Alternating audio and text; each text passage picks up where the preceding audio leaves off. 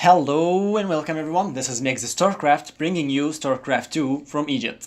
Today we are having a little bit of a different video and we are going to do a very short tutorial on protoss and exactly how to make a wall off and how to place your buildings in general as a protoss player. So we are picking a very easy AI opponent here and we can keep this one as random, and we are going with the map Catalyst LE, and I'll try to just give you an indication of how you should be walling off your base and how you should be placing your buildings and, you know, all these kind of things. So let's get going.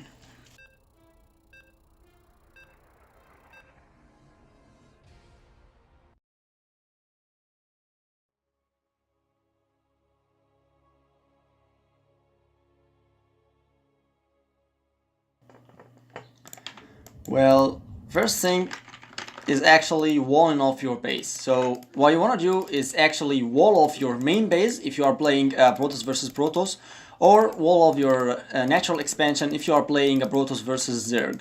So in this case we are going to work on the lower expansion wall off, and the way you want to do this is actually by placing the pylon and keep it in range just in the edges here of this land.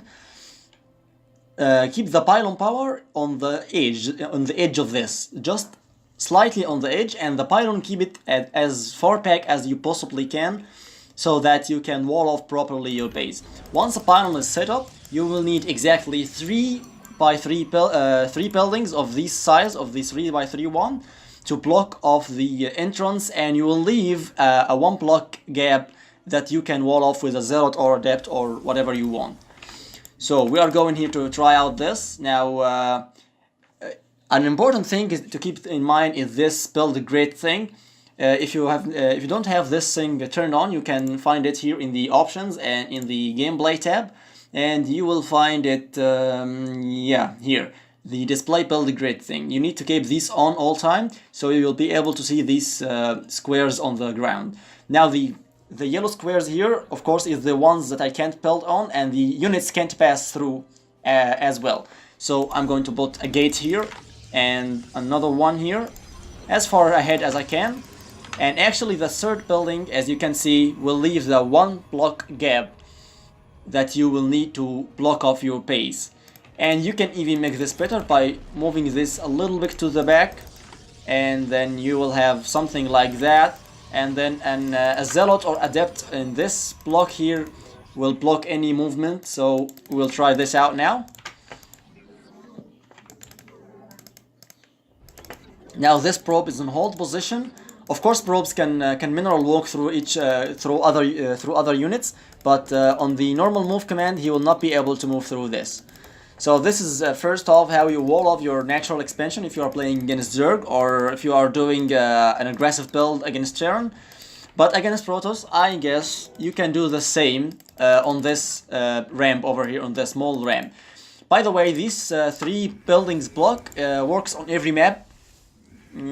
I think it works on each individual map on the current map pool. Not so sure though if it works on Eastwatch, but I think it can work this way as well. So over on this small ramp, you will do the same thing. You will do the pylon as far back as possible, and the pylon range, as you can see here, is just on the very edge of the ramp, so you can put your buildings actually on the ramp. Now another important thing, when you are going to take an outer base, like we are going to wait for this pylon to finish. Now you can build a gateway here, and the other one should be just crossing a 1 block here. This is the only block that's going to be touching, and now you can stand a unit here, and this unit will be able to actually hold off, stop the unit's movement in this area at all. Or you can do this other way. You can build a pylon here and a gate here and another 3 by 3 building here, but of course we can do this because of this pylon. If you put a building here and your pylon is on this side, you will have the same 1 by 1 gap, 1 square gap here, and you can block this as well with 1 unit. So The other thing that I wanted to talk about is placing your pylons in general. When you are in a need for pylons for supply, make sure to just spread them out across your bases. Because nowadays you don't have this mothership core and the pylon overcharge thing, so you don't actually need the pylons to be around your workers here. Instead, you can get like a pylon here, or on this specific map, you can get the pylon over there, and then put a 3x3 building here to block the Reaper from being able to actually jump on top on your base. So this is a concept for this map specifically, but in general you want to spread the pylons out like this, like having one here and one there, and you know, everywhere, so that when you are going to explode, to make the gateway explosion, you will have all these areas covered in pylon power, and you can pretty much make all the buildings you want in every place in your base. Now for the outer bases, like this is how to defend your natural, and this is how to properly set up your main base. You'll need a pylon on the back here. If you are sensing some kind of weird drops coming your way, you can even try to block this by another building here and another one here, but make sure it's not like here, so it doesn't block the path of the mining gas, the gas probe minings, the probes that are mining the gas. So you want to make it like here maybe, and this will actually block the movement from this side, and they will have to rotate to this side, and you may have a cannon here or shield battery to soak up the damage and so on. Now for the outer bases, you want to set up these bases like very well defended, and the way you should do this is actually by, first off, you need to wall off the back of the base, like here, like this entire area should be walled off, and this area as well. So you will need 2 pylons here and there, maybe, and of course you will need some pylons in the front. This is a very usual pylon that you put right when you put the Nexus down. And now what you want to be doing is, when you are adding any gateways, or maybe you know, just not very important tech structures, you can use them to block the passage over here and over there as well. So this is completely blocked, and you can even support this with some cannons as well in the front or in the back, as ever you wish. And this is also can be walled off really relatively easily, and this actually works on every map. The exact same way this works on every map.